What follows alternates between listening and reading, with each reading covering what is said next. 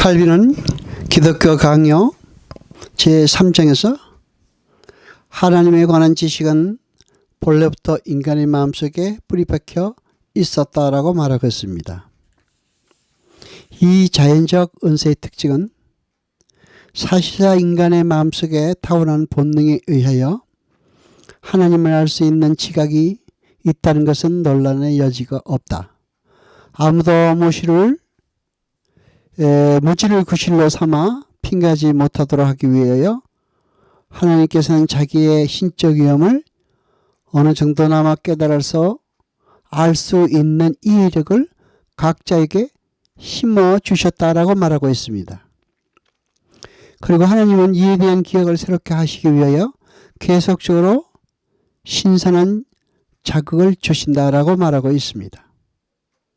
그러므로 모든 사람은 한 분 하나님이 존재하시는 것과 이 하나님이 바로 그들의 창조주라는 사실을 인식하고 있기 때문에 하나님을 경배하지 아니하고 그들의 생을 바쳐 하나님의 의지에 순종하지 않을 때에는 반드시 자기의 증거로 말미암아 정죄함을 받게 된다라고 이야기하고 있습니다. 만일 하나님에 대한 무지가 어디선가 발견된다면 이에 대한 신뢰는 분명히 보다 시대에 뒤진 문명과 요즘의 문명, 새로운 문명과는 거리가 먼 사람들에게만 찾아볼 수 있을 것이다 라고 말하고 있습니다. 그러나 하나님의 존재에 대한 뿌리 깊은 확신을 갖지 못할 만큼 미개한 국민이나 야만족은 그러한 종족은 없다라고 이야기하고 있습니다. 그리고 다른 면에서 볼 때 짐승과 다름없게 보이는 사람까지도 항상 무엇인가 종교의 씨앗을 그 속에 가지고 있다고 칼빈은 이야기하고 있습니다. 이러한 공통적 관념은 인류의 정신을 깊이 점유하고 있으며 집요하게 사람들의 가슴속에 밀착되어 있다고 말하고 있습니다. 그러므로 세계가 존재하던 날부터 종교 없이 지낼 수 있었던 나라, 도시, 간단히 말해서 종교 없이 지낼 수 있었던 가족은 하나도 없기 때문에 이 사실은 하나님에 대한 어떤 관념이 모든 사람의 마음속에 새겨져 있다고 하는 하나의 무언의 고백이라고 칼빈은 이야기하고 있습니다. 사실 우상 숭배도 이 관념에 대한 풍부한 증거라고 하겠다라고 칼빈은 얘기하고 있습니다. 인간은 본의 아니게 다른 피조물을 자기 이상으로 높이기 위하여 마지못해 자기를 낮추기도 한다라고 이야기하고 있습니다. 그래서 인간은 하나님을 갖지 못한 것으로 생각되는 것보다는 차라리 나무 조각이나 돌 조각에 예배드리기를 더 좋아한다라고 이야기했습니다. 이 사실은 신적 존재에 대한 가장 생생한 증거를 명백하게 보여주고 있는 것이자 인간의 마음에서 이 증거를 지워버리는 것은 불가능한 일이라는 것을 말해주고 있다라고 이야기하고 있습니다. 이 타고난 인간의 성명은 하나님을 높이기 위해 본래적인 자신의 규모를 잊어버리고 가장 열등한 것에 대해까지 스스로 자기를 낮추게 될 때 성벽은 변할 수 있다라고 얘기했습니다. 3장 2절에는 종교는 임의의 발명품이 아니다 라고 기록되어 있습니다. 종교가 소수의 사람들이 순박한 민중을 속이기 위해 교활하게 창해에 내졌다가 주장하는 사람들도 있지만은 그러나 씨앗에서 싹이 움트듯이 인간의 마음에 종교적 성향을 낳게 하는 하나님의 존재에 대한 확고한 신념이 없었다면 아마 그들은 결코 이 일을 성취하지 못했을 것이다라고 칼빈은 이야기하고 있습니다.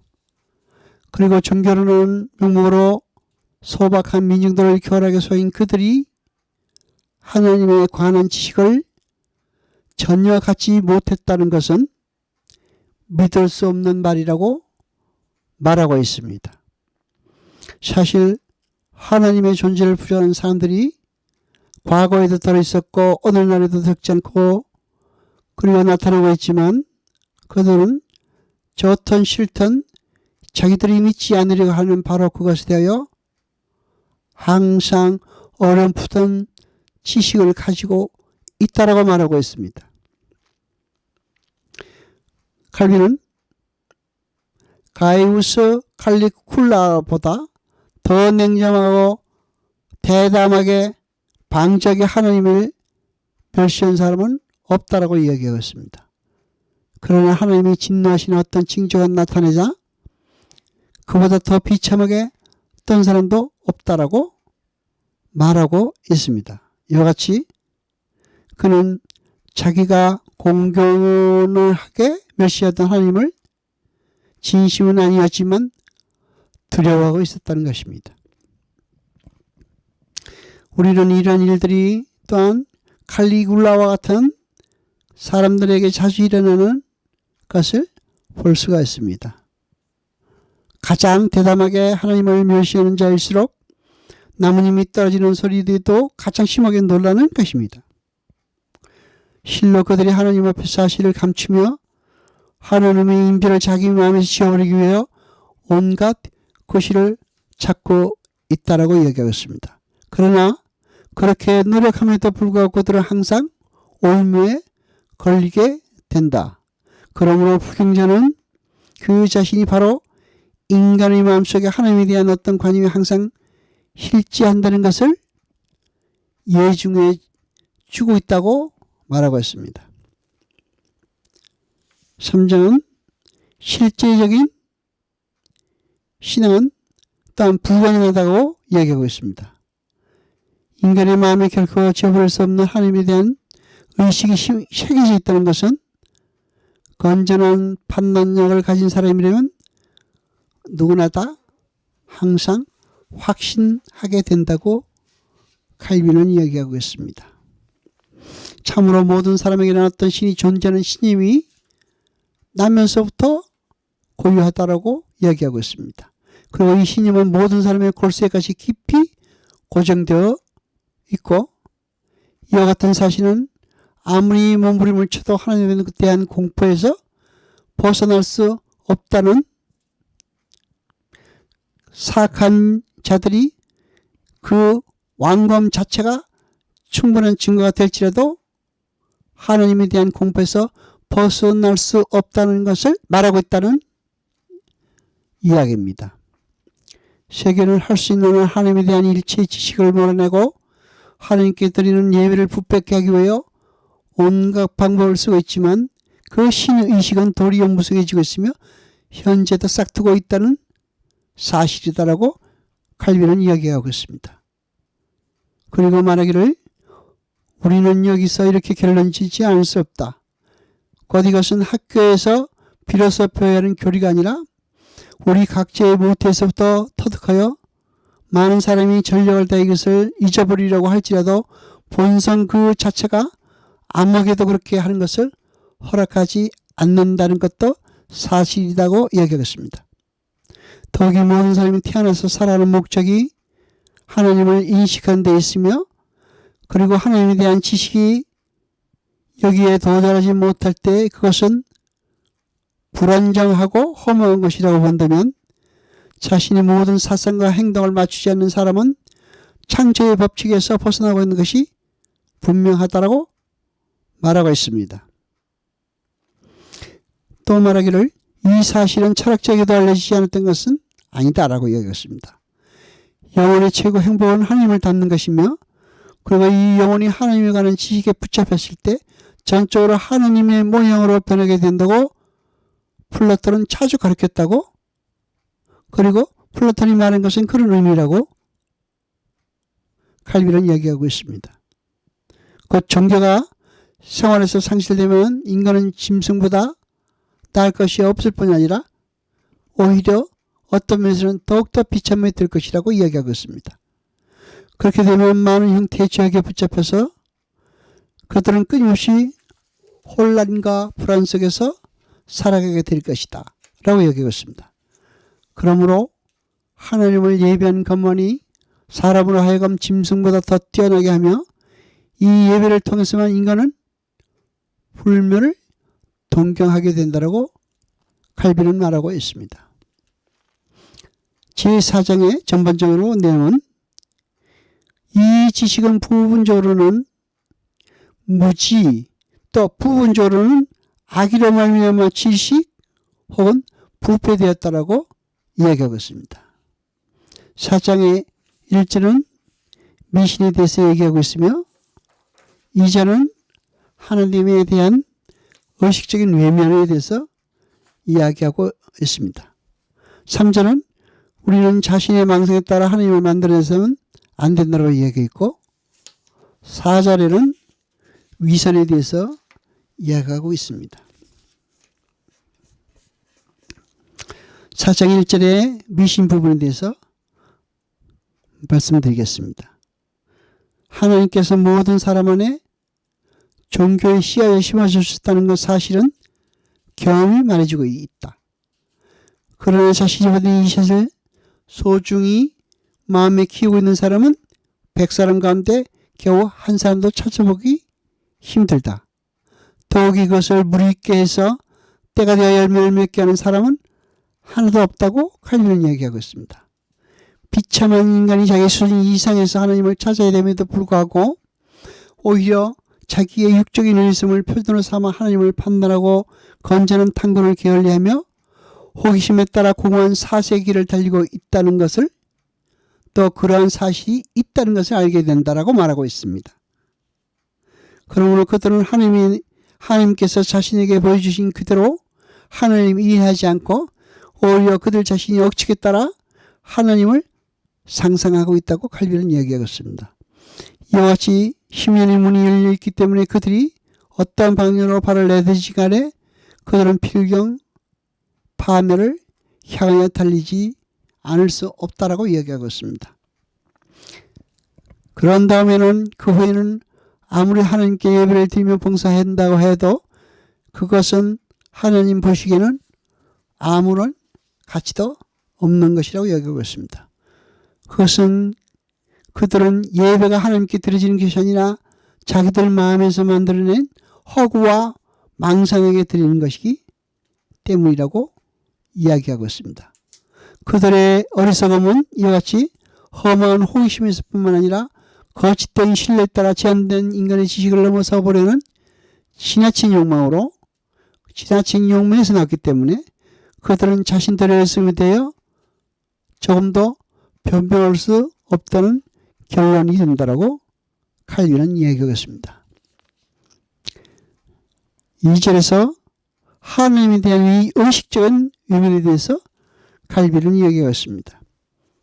우리는 하나님에 대한 기억이 생리적인 감각에 의해 아낌없이 미리 계시되었으나 오만하고 상습적인 죄로 말미암아 그 마음이 완고해져서 하나님에 대한 일체의 기억을 미친 듯이 쫓아버리는 사람이 많다는 것을 알게 된다.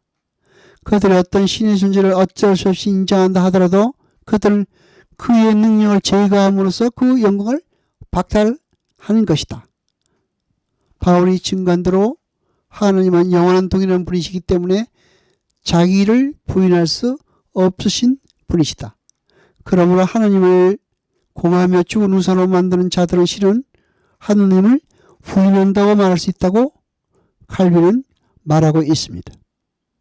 그리고 그러나 그들은 하나님이 그들을 심판때에 가끔 불러내지 않는다고 생각할 만큼 어리석어지지는 않다는 것도 사실입니다.